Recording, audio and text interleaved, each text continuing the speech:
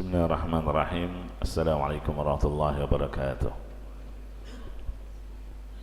Alhamdulillah, alhamdulillahi ala ihsanih, wa syukru lahu ala taufiqihi wa amtinanih, wa ashhadu an la ilaha illallah ta'ziman sya'nih, wa ashhadu anna Muhammadan abduhu wa rasuluh adda'i ila ridwanih. Allahumma salli alaihi wa ala alihi wa ashabihi wa ikhwanih. Amma ba'du, jemaah salat subuh rahimakumullah. Kita lanjutkan memetik faedah-faedah yang terdapat di dalam surah Al-Hujurat. Kita sampai ayat yang ke-6. Mari kita baca terlebih dahulu. Ikuti saya. A'udzu billahi minasy syaithanir rajim.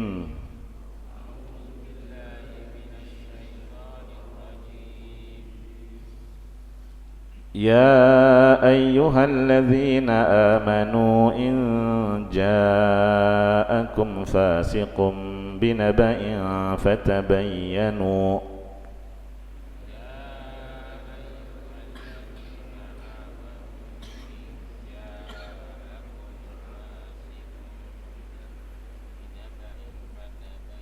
nggak kuat napasnya. فتبينوا أن تصيبوا قوما بجهالة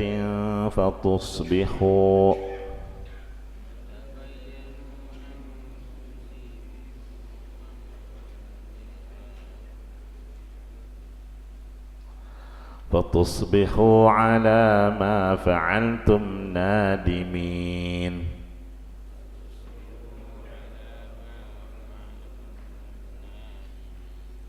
Jazakumullah khairan.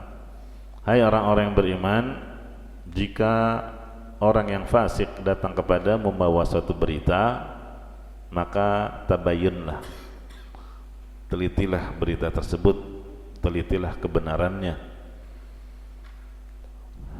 Antusibu qauman bijahalatin fatusbihu ala ma fa'altum nadimin, agar kamu tidak mencelakakan satu kaum karena kebodohan, karena kecerobohan,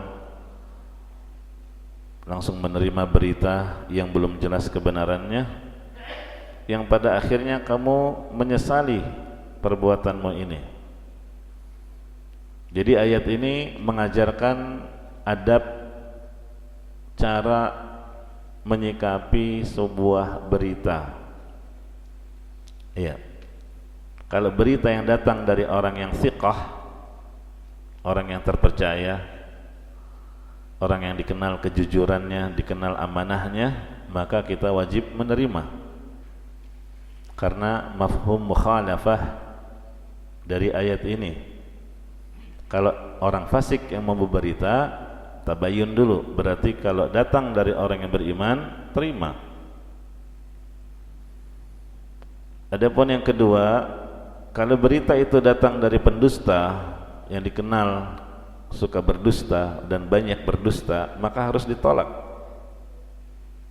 Meskipun mungkin saat itu dia sedang berkata jujur.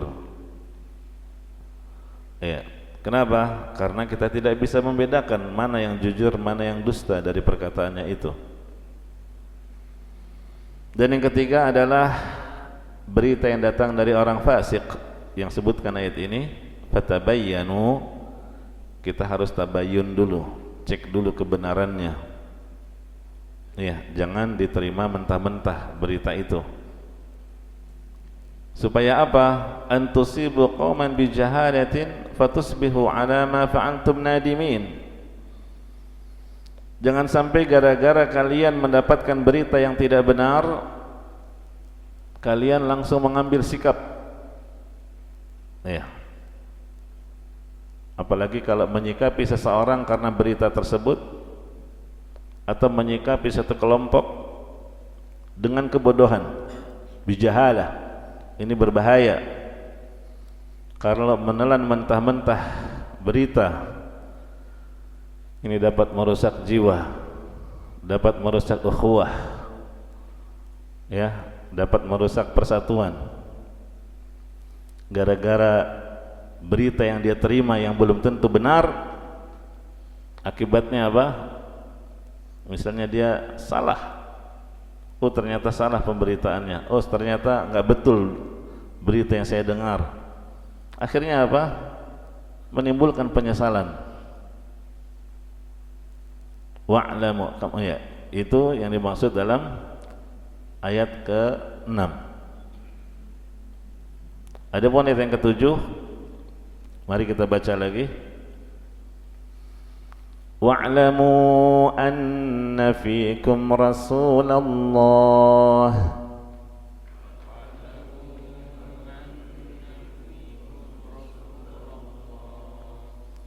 law yuti'ukum fi katsirin minal amri la'anittum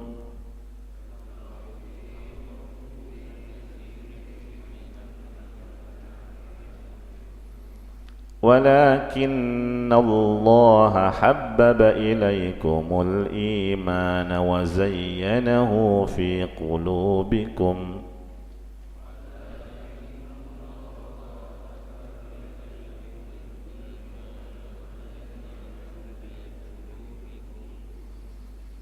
وزينه في قلوبكم وكره إليكم الكفر والفسوق والعصيان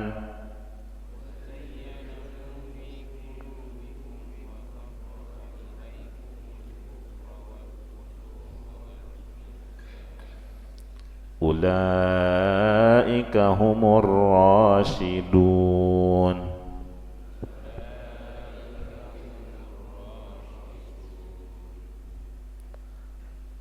Wa'lamu, ketahuilah, anna fikum Rasulullah, bahwa di tengah kalian ada Rasulullah. Ya, Allah ingatkan Rasulullah SAW ada di tengah kalian, para sahabatnya ketika itu, dan termasuk kita. Iya, Rasulullah adalah orang yang mulia yang berada di tengah kalian. Ini merupakan nikmat dari Allah yang patut untuk kalian syukuri. Maka agungkanlah beliau, hormatilah,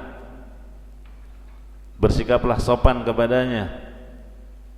Karena di awal-awal disebutkan ada sikap tidak sopan kepada Nabi SAW, memanggil beliau dengan suara yang tinggi. Iya. Kemudian taatilah perintahnya, karena beliau yang lebih mengetahui kemaslahatan bagi kalian daripada diri kalian sendiri. Ya, Rasulullah SAW menginginkan kebaikan bagi kalian, bagi umatnya, sebagaimana yang Allah sebutkan di surah At-Taubah, laqad ja'akum rasulun min anfusikum azizun 'alaihi ma'anittum harisun 'alaikum bil mu'minina raufur rahim. Di dalam ayat ini Allah Subhanahu wa taala menyebutkan bahwa Allah Subhanahu wa taala telah menganugerahkan nikmat yang besar kepada kita, kepada umat ini. Dengan apa? Diutusnya Nabi Muhammad sallallahu alaihi wasallam. Min anfusikum, maksudnya berasal dari kalangan mereka. Mereka mengetahui kejujurannya, mengetahui nasabnya, mengetahui akhlaknya, bahkan mereka menjulukinya dengan Al-Amin. Iya. Kemudian mereka pun bisa duduk bersama beliau di majlis beliau, mendengar langsung perkataan-perkataannya, sabda-sabdanya. Dan Rasulullah SAW bukanlah sosok yang asing bagi mereka. Makanya aneh orang-orang munafikin, kok bisa-bisanya mereka tidak beriman, padahal mereka melihat langsung Rasulullah SAW, berinteraksi langsung dengan beliau, hadir dalam salat berjamaah, mendengar bacaan ayat-ayat Al-Quran dari lisan beliau secara langsung, mendengarkan wejangan-wejangan dari Rasulullah SAW. Iya, seperti itulah hidayah. Sekalipun mereka berada di tengah manusia yang mulia ini, namun mereka justru menjadi orang-orang yang munafik dan juga orang-orang yang sebagiannya adalah orang-orang yang kafir. Iya. Jadi Rasulullah sallallahu alaihi wasallam bukanlah orang yang asing bagi mereka. Azizun alaihi ma anittum. Lihat. Ini menunjukkan bahwa Nabi kita Nabi Muhammad sallallahu alaihi wasallam itu sangat merasakan beratnya beban yang menimpa umat. Al-anat, kesulitan, berbagai kesusahan umatnya. Jadi segala bentuk kesulitan yang dialami oleh umatnya ini menjadi beban berat bagi beliau. Makanya beliau tidak ingin memberatkan umatnya. Misal contoh apa? Ketika diwajibkannya syariat haji, walillahi 'alan nasi hajjul bait man istata'a ilaihi sabila. Ini kewajiban haji. Terus ada salah seorang sahabat yang bertanya, "Afi kulli 'am ya Rasulullah? Apakah kewajiban haji ini setiap tahun?" Iya. Kalau seandainya dijawab iya, ini akan memberatkan. Apalagi di zaman sekarang. Ya. Nabi sallallahu alaihi wasallam diam sebagai bentuk kasih sayang terhadap umatnya. Karena seandainya dikatakan iya, niscaya akan menjadi wajib setiap tahun, karena itu masih tahun-tahun pensyariatan. Harisun alaikum. Ini sifat berikutnya. Rasulullah sallallahu alaihi wasallam sangat ingin menyelamatkan umatnya dari kesesatan. Sangat menginginkan keselamatan umatnya dari api neraka. Iya, bukannya justru senang ketika melihat ada orang-orang yang mati di atas kesyirikan, di atas kekafiran. Makanya ketika sang paman meninggal dunia, Abu Talib, Nabi SAW bersedih. Dan kesedihannya bukan karena kehilangan pendukung, bukan kehilangan pelindung yang selama ini memang melindungi beliau dari kezaliman orang-orang musyrikin Quraisy, bukan. Kesedihan beliau bukan karena kehilangan suaka. Iya. Karena hakikat yang melindungi hanyalah Allah Subhanahu wa taala. Dan mungkin di antara hikmah kenapa Abu Talib wafat di fase kesulitan, supaya orang tidak bersandar dalam dakwah kepada person, individu tertentu. Bukan dengan wafatnya Abu Talib kemudian dakwah tidak bisa berkembang. Nabi Muhammad SAW kehilangan pelindung. Tidak ada lagi yang bisa menyokong dakwahnya. Tidak. Iya. Dakwah ini milik Allah Subhanahu wa taala. Allah yang menjaga agamanya. Jadi yang menyebabkan Rasulullah SAW sedih bukan karena kehilangan pelindung dengan wafatnya Abu Talib, tapi karena apa? Kesedihannya adalah karena sang paman meninggal dalam keadaan musyrik, enggan mengucapkan la ilaha illallah, padahal beliau sudah berusaha, ya ammi qul la ilaha illallah. Di detik-detik terakhir kehidupannya, Rasulullah SAW masih berusaha mengajak sang paman untuk masuk Islam. Wahai paman, ucapkan la ilaha illallah, yang dengan kalimat ini aku akan bela engkau nanti di hadapan Allah. Tapi kemudian ternyata diselak oleh Abu Jahal dan satu lagi temannya. Ya, apa senjatanya Abu Jahal? Wahai Abu Talib, apakah kamu ingin meninggalkan ajaran nenek moyangmu? Lihat fanatisme kesukuan, ya, asabiyah. Ini bisa menghalangi hidayah. Abu Talib diingatkan oleh Abu Jahal, masa iya kamu akan meninggalkan agama nenek moyangmu, tradisi yang sudah dibangun sekian ratus tahun? Apa kata dunia?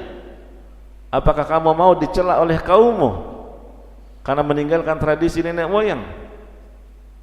Dan ini yang melekat dalam ingatan Abu Talib. Dia tidak ingin kalau mati namanya tercoreng karena mengikuti ajaran ponakannya. Itu yang bikin Nabi SAW sedih, karena sifat beliau semangat untuk menyelamatkan semua manusia dari api neraka. Bil mu'minina raufur rahim, artinya kelembutan beliau kepada kaum mukminin secara khusus. Jadi ada 3 sifat yang Allah sebutkan tentang Rasulullah SAW. Yang pertama, beliau itu dekat dan akrab. Min anfusikum, menunjukkan Nabi Muhammad SAW berasal dari golongan mereka sendiri, bukan orang asing. Ini menegaskan kedekatan personal, kedekatan sosial, kedekatan emosional antara Nabi Muhammad SAW dan umatnya. Itu sifat pertama. Sifat yang kedua, azizun alaihi ma'anittum. Ini menunjukkan peduli dan peka. Iya. Karena berat terasa olehnya perkara-perkara yang menyusahkan. Kalau umatnya merasa kesulitan, ini kan puncak rasa empati dan kepedulian. Kemudian sifat yang ketiga, bil mu'minina raufur rahim. Iya.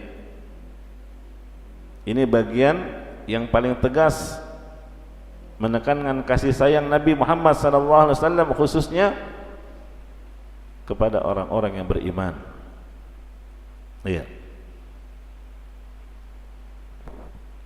Itulah diantara sifat Rasulullah SAW yang Allah ingatkan, wa'lamu anna fikum Rasulullah. Rasulullah itu ada di tengah-tengah kalian. Law yuti'ukum fi katsirin minal amri la'anittum.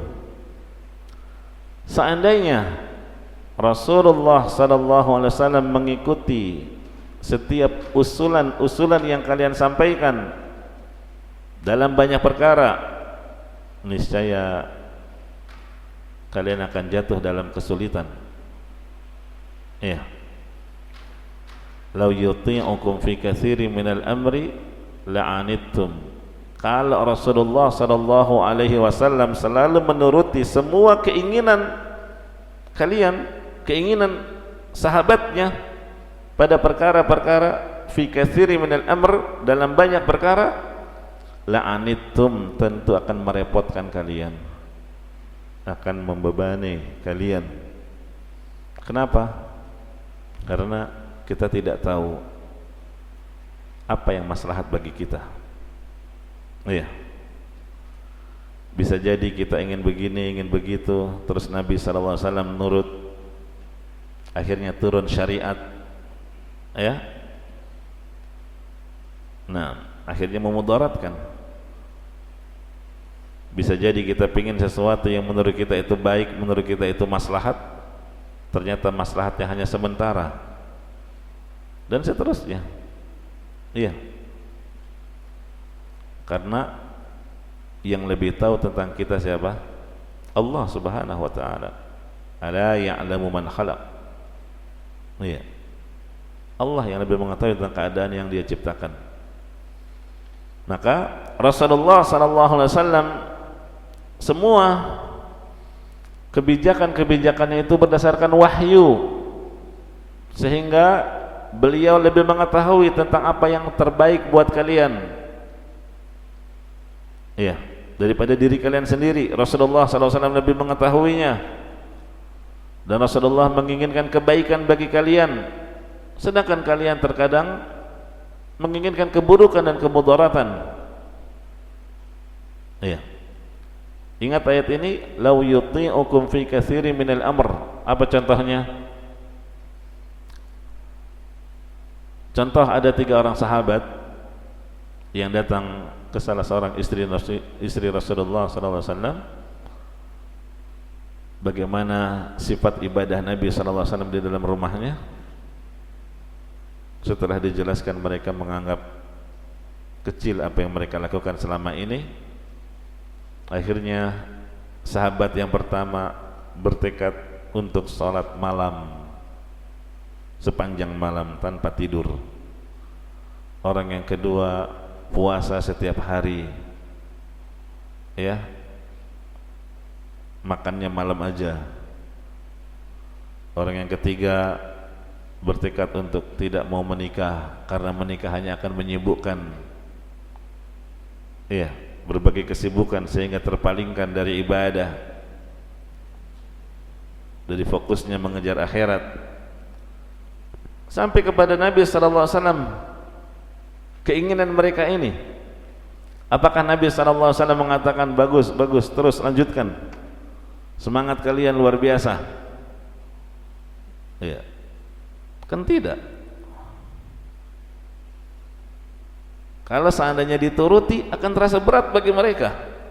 Puasa tiap hari, malam tahajud terus, padahal badan juga punya hak untuk istirahat. Ya, nggak mau menikah, padahal secara fitrah laki-laki membutuhkan kebutuhan biologis. Makanya Nabi SAW justru membantah mereka satu persatu. Ketahuilah oleh kalian, aku adalah orang yang paling bertakwa kepada Allah, tapi saya sholat malam, tapi sebagiannya juga tidur. Ya, saya terkadang puasa, terkadang tidak puasa, dan saya menikahi wanita. Siapa yang membenci sunnahku, faman raghiba an sunnati falaysa minni. Kan begitu. Nah, ini contoh yang dimaksud dalam ayat ini. Lau yuti'ukum fi katsiri minal amri la'anittum. Iya. Apa contoh lain? Nabi SAW pernah mengerjakan salat tarawih berjamaah di masjid. Ternyata hanya berapa malam? 3 malam. Ya, ada juga dalam riwayat yang lain disebutkan, ya, di malam tertentu Nabi SAW melakukannya sampai tengah malam, sebagian malam melakukannya sampai menjelang sahur, dan seterusnya. Iya. Sampai juga satu hari Rasulullah SAW tidak keluar, para sahabat sudah menunggu, dan ternyata alasannya apa? Kalau seandainya dilakukan setiap malam, khawatir akan diwajibkan salat tarawih bagi kalian, dan itu terasa berat. Iya kan? Sekarang aja nampak, ya, tarawih hanya ramai di awal-awal Ramadan. Nah, begitu juga tadi sahabat minta tambah, ya Rasulullah, seandainya menambah lagi waktu salat malamnya sampai semalam suntuk. Apa kata Nabi SAW? Beliau menjelaskan, ya, inna rajula idza sallama al imami hatta yansarif husiba lahu qiyamul lailah. Tuh lihat, walaupun salatnya enggak sampai semalam suntuk, tapi dengan kalian salat berjamaah bersama imam sampai salam, itu teranggap salat semalam suntuk. Nabi enggak penuhi keinginan mereka untuk menambah rakaat lagi, menambah salat lagi dengan bacaan yang panjang. Kenapa? Ini akan memberatkan. Padahal para sahabat orang-orang yang sangat bersemangat ketika itu. Ya, tidak seperti sebagian kita, ya. Kadang kalau tarawih bacaannya panjang sedikit, apalagi sampai setengah 10, sampai jam 10, ya, marah-marah. Siapa tadi yang imam? Ya, merasa keberatan, nggak tahu apa kita pulang kerja. Ya, brengsek itu imam itu, pegel ini kaki saya. Nah, kemudian walakinnallaha habbaba ilaikumul imana wa zayyanahu fi qulubikum. tetapi Allah yang menjadikan kamu cinta kepada keimanan dan menjadikan keimanan itu indah di dalam hati kalian. Maksudnya apa? Kalau Rasulullah SAW menetapkan sebuah syariat, ya jalankan. Ini halal, ini haram, ini diperintah, ini dilarang. Perintah laksanakan, larangan tinggalkan. Allah Subhanahu wa taala akan memberikan keimanan ke dalam hati kalian sehingga apa? Kalian merasa ringan dalam menjalankan ketaatan itu. Karena konsekuensi iman adalah melahirkan amalan saleh. Iya. Memang mungkin awal-awalnya melakukan ibadah itu terasa berat. Bagaimana antum dulu sebelum mengenal dakwah ini, dakwah yang barakah ini? Terasa berat. Waduh, sholat harus berjamaah. Terasa berat awal-awal menjalankannya. Lagi sibuk kerja, apalagi di saat meeting tiba-tiba azan berkumandang, ya, harus meninggalkan dunia. Terasa berat. Ya, apalagi hal-hal yang terkait dengan hal-hal yang menyocoki dengan hawa nafsu. Puasa terasa berat, tahajud terasa berat, sedekah terasa berat. Banyak amalan-amalan yang awalnya terasa berat, tapi ketika kita berusaha memaksakan diri sehingga menjadi terbiasa, ringan pada akhirnya.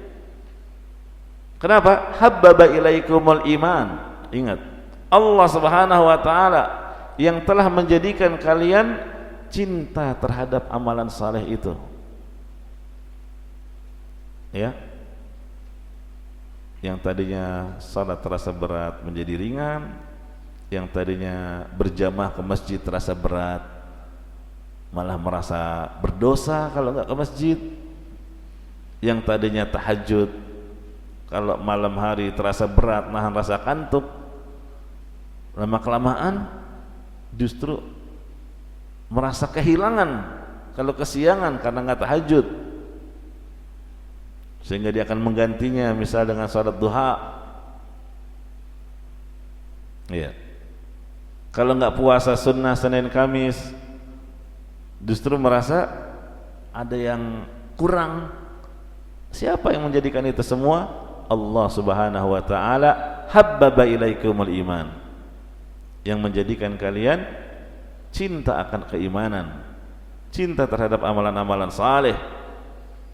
Makanya jamaah rahimakumullah, jangan merasa berat dengan apa yang Rasulullah sallallahu alaihi wasallam syariatkan, apalagi yang beliau perintahkan. Iya.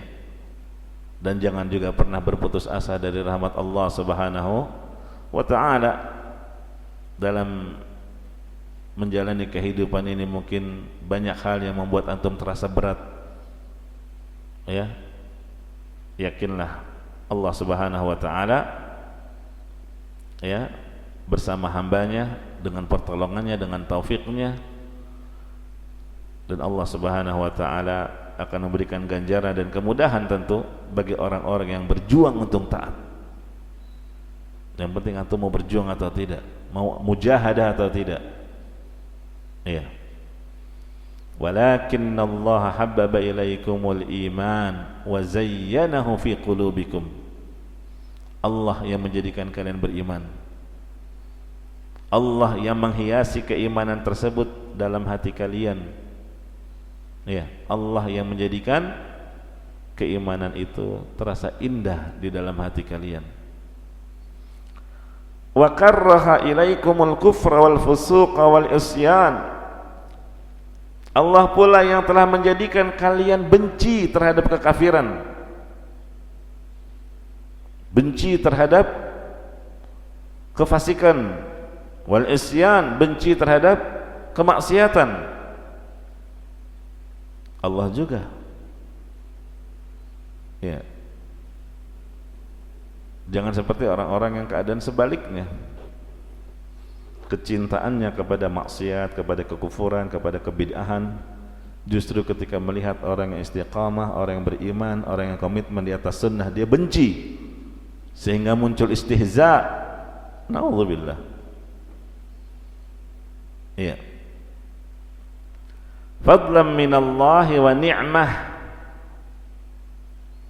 itu adalah karunia dari Allah dan nikmat dari Allah. Sebelumnya disebutkan ulaika humur rasyidun. Ya. Jadi orang-orang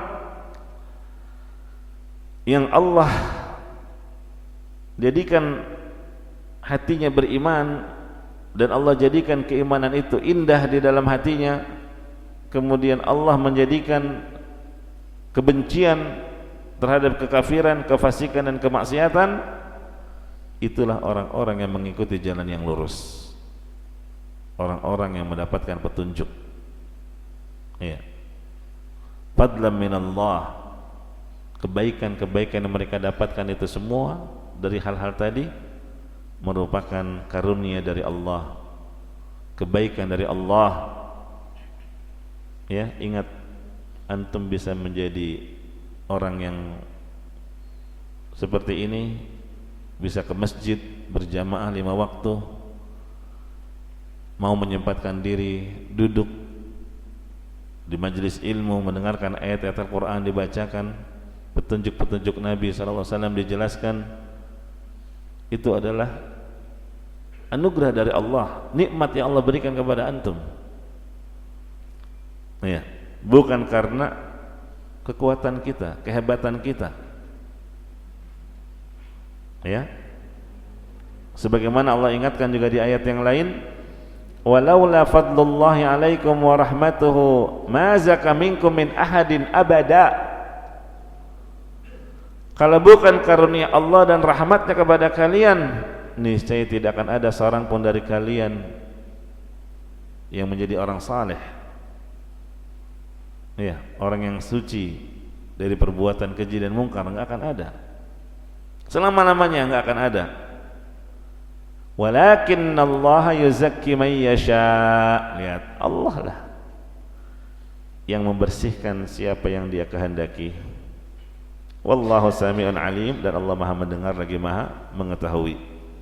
Jadi ayat-ayat ini jamaah rahimakumullah merupakan bantahan terhadap kelompok yang namanya Qadariyah, yang mengatakan bahwa seseorang itu beriman bukan karena bantuan Allah. Iya. Demikian juga orang bisa membenci kekufuran bukan karena bantuan Allah.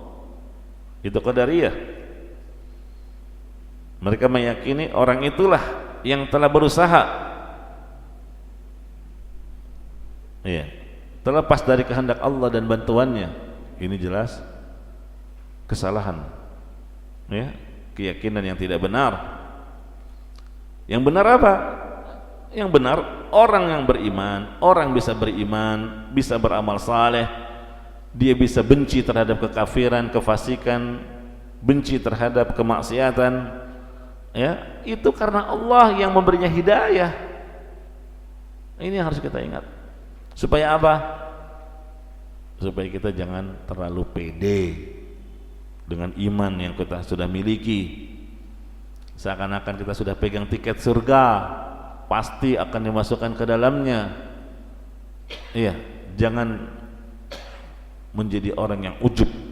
Makanya Allah ingatkan dalam ayat ini, ya, fadlan minallahi wa ni'mah, itu semua karena nikmat, karunia dari Allah, anugerah dari Allah. Iya.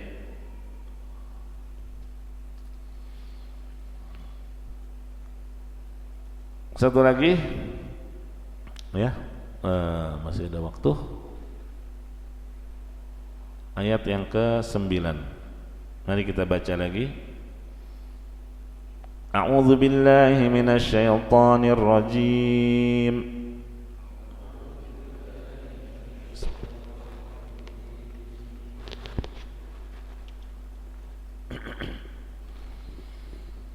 وإن طائفتان من المؤمنين اقتتلوا فأصلحوا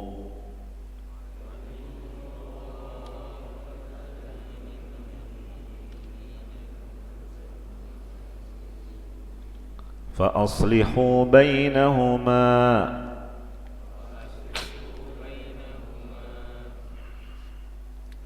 فإن بغت إحداهما على الأخرى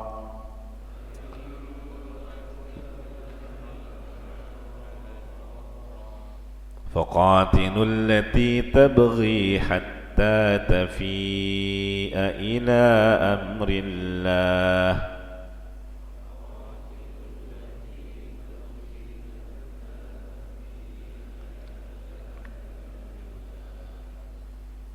فإن فاءت فأصلحوا بينهما بالعدل وأقسطوا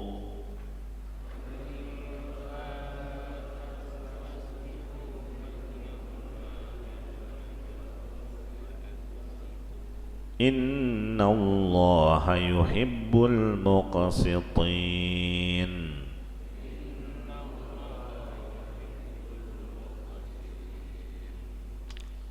Jazakumullah khairan. Wa in ta'ifatani minal mu'minina iqtatalu fa aslihu bainahuma.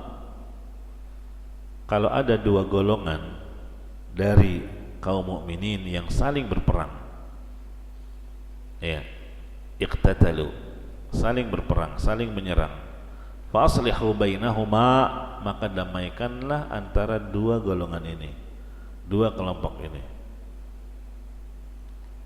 Di sini disebut minal mu'minin. Ini bantahan terhadap orang-orang Khawarij yang mengkafirkan pelaku dosa besar dari kalangan kaum mukminin. Ya, orang-orang Khawarij menganggap berzina, ya, memakan riba, berhukum dengan selain syariat Allah dianggap kafir oleh mereka. Iya. Padahal di ayat ini Allah menyebutkan dua kelompok yang saling berperang. Sama-sama mukmin. Sama-sama saling ingin membunuh dong, berarti iqtatalu. Ya, yang namanya perang ingin melumpuhkan lawan. Ini kan dosa besar. Membunuh orang yang beriman itu dosa besar. Tapi Allah Subhanahu wa ta'ala masih menyebut mereka dengan beriman. Itu sisi pendalilannya. Iya, jelas?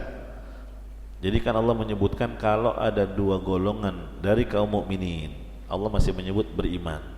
Padahal mereka iqtatalu, saling berperang. Dan Nabi sallallahu alaihi wasallam menyebutkan memerangi orang muslim itu dosa besar. Idza taqal muslimani bisayfihima fal qatil wal maqtulu finnar. Itu kan kata Nabi SAW. Kalau ada dua orang muslim bertemu dengan apa? Bisayfihima, dengan kedua pedang mereka, si A bawa pedang, si B bawa pedang, masing-masing bawa senjata. Apa kata Rasulullah sallallahu alaihi wasallam? Fal qatil wal maqtul finnar. Baik yang membunuh maupun yang terbunuh sama-sama di neraka. Maka para sahabat merasa heran. Faqultu ya Rasulullah hadzal qatil fama ba'dal maqtul. Wahai Rasulullah, itu yang membunuh mungkin wajar, dia di neraka. Lantas gimana dengan yang terbunuh? Kenapa masuk neraka juga? Apa kata Nabi sallallahu alaihi wasallam? Innahu kana harisan ala qatli sahibihi. Ya, karena yang terbunuh dia juga sebetulnya semangat untuk membunuh kawannya, cuma keduluan aja, kalah kuat. Iya. Nah, ini menunjukkan adanya keinginan yang sama yang membuat dia dihukumi sama pula. Iya. Jadi Nabi menyebut finnar. Ini menunjukkan perbuatan membunuh kan dosa, diancam dengan neraka. Apalagi di ayat Al-Quran Allah Subhanahu wa ta'ala menyebut wa may yaqtul mu'minan muta'ammida Fajazauhu jahannama khalidan fiha wa ghadiballahu alaihi wa la'anahu wa 'adda lahu 'adzaban 'azima. Siapa yang membunuh orang mukmin yang dengan sengaja, itu balasannya neraka jahanam. Iya, dibalas jahanam, lama di dalamnya, Allah murka, Allah melaknatnya, disediakan azab yang pedih 5. Ini menunjukkan dosa besar. Tapi lihat, meskipun diancam dengan neraka dengan 5 ancaman tadi, ternyata mereka tidak kafir. Ya, karena membunuh itu bukan dosa mukaffirah. Begitu juga dengan zina, bukan dosa mukaffirah. Demikian pula dengan riba, bukan mukaffirah. Adapun orang-orang Khawarij menganggap mereka kafir. Iya. Nah, jadi ini bantahan. Dosa membunuh itu dosa besar, tapi ingat bukan mukaffirah. Jangan sampai emosi kita, amarah kita mendorong kita untuk kemudian mengkafirkannya. Masalah mengkafirkan itu bukan berdasarkan emosi kita, amarah kita. Mungkin kita murka, marah, misal seorang anak menggauli ibu kandungnya sendiri, marah kita. Tapi jangan sampai kemarahan kita mengatakan dasar itu anak kafir dengan perbuatannya. Nggak bisa. Mana dalil yang menunjukkan perbuatan itu mengkafirkan?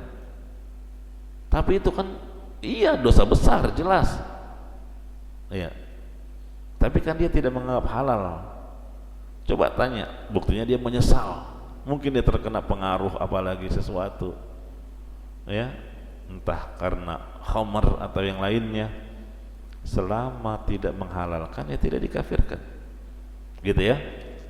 Nah, makanya di surat Al-Hujurat ini Allah masih menyebut orang yang saling berperang, yang saling berusaha membunuh minal mu'minin, masih orang yang beriman.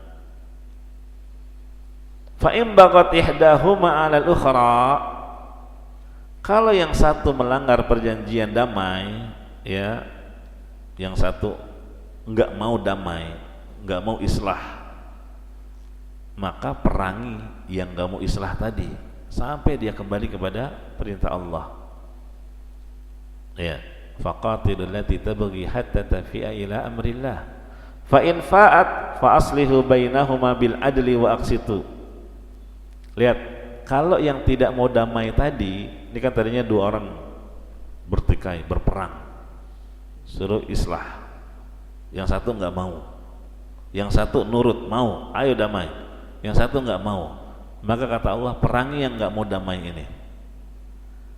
Kalau setelah diperangi akhirnya mereka taubat, mau damai juga, apa kata Allah? Hendaklah kamu berlaku adil, damaikan, fa aslihu bainahuma bil adli. Lihat, kenapa kok ada tambahan bil adli? Yang pertama enggak ada, kan sama-sama tuh, ya. Wa in ta'ifataini minal mu'minin iqtatalu fa aslihu bainahuma, enggak ada bil adlinya. Tapi yang kedua ada bil adli, ya. Fa aslihu bainahuma bil adli. Apa rahasianya? Pasti tambahan kata yang ada dalam Al-Quran atau makna, ada makna di dalamnya, bukan tambahan yang begitu saja. Ya, jadi jamaah rahimakumullah, kalau di awal kan tadi hanya menyebutkan fa aslihu bainahuma, damaikan di antara 2 kelompok ini, upayakan perdamaian dulu, sulh dulu, islah dulu.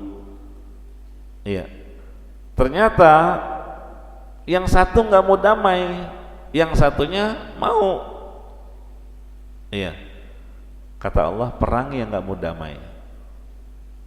Nah, ketika dia diperangi, pada akhirnya dia taubat dan mau kembali, ya, maka damaikan lagi dengan keadilan. Kenapa disebut keadilan? karena hakim ya atau pemerintah lah dalam hal ini, penguasa, sudah ada kecenderungan dalam hati mereka kepada siapa? Yang dari awal mau nurut. Kelompok A yang dari awal ketika bertikai mereka mau damai, sedangkan yang B ngeyel, nggak mau. Pasti hati manusia, wah, kecenderungannya kepada siapa? Si A, ya kan? Kita aja nih kalau ada dua orang bertengkar, kita ingin damaikan, yang satu nurut, baik saya akan mau, saya bersedia untuk damai. Yang satunya ngeyel, kan ada kejengkelan, kekesalan kita kepada yang ngeyel. Ini orang kenapa ini? Iya. Setelah ada upaya lebih tegas, lebih keras, baru dia mau. Sampai seperti itu. Ketika hakim ada kecondongan hati kepada satu kelompok, Allah ingatkan, hati-hati kamu. Ya, mungkin kamu pernah kesal dan jengkel kepada kelompok yang asalnya nggak mau damai ini. Tapi ketika pada akhirnya dia taubat dan mau damai, fa'aslihu bainahuma bil adl. Disebutkan dengan apa? Keadilan. Jangan sampai kecondongan hatimu kepada kelompok A mendorongmu bersikap tidak adil kepada si B. Gitu ya, itu hikmahnya. Wallahu ta'ala a'lam. Innallaha yuhibbul muqsitin. Sesungguhnya Allah mencintai orang-orang yang berlaku adil. Baik, sampai sini dulu yang bisa kita bahas. Ayat selanjutnya, ayat ke-10 dan seterusnya kita akan lanjutkan pada pertemuan mendatang biidznillahi ta'ala. Barakallahu fikum wa jazakumullahu khaira. Naktafi bihadzal qadar. Subhanakallahumma wa bihamdika asyhadu an la ilaha illa anta astaghfiruka wa atubu ilaik. Walhamdulillahi rabbil alamin. Wassalamualaikum warahmatullahi wabarakatuh.